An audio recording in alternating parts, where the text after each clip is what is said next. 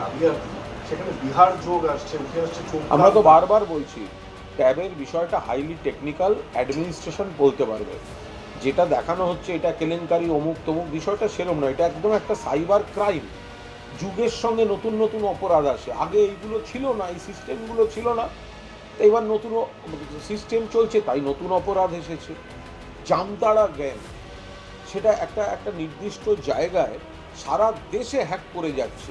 এতদিন ধরে দিল্লির সরকার নীরবে বসে দেখে যাচ্ছে, তাদের শাখা প্রশাখা পদ্ধতিগুলো কাজ করছে। এটা সাইবার ক্রাইম, এটার সঙ্গে কোনো একটা পরিকাঠামো বা সিস্টেমের করাপশন অমুক তমুক এগুলো বলার কোনো মানেই হয় না।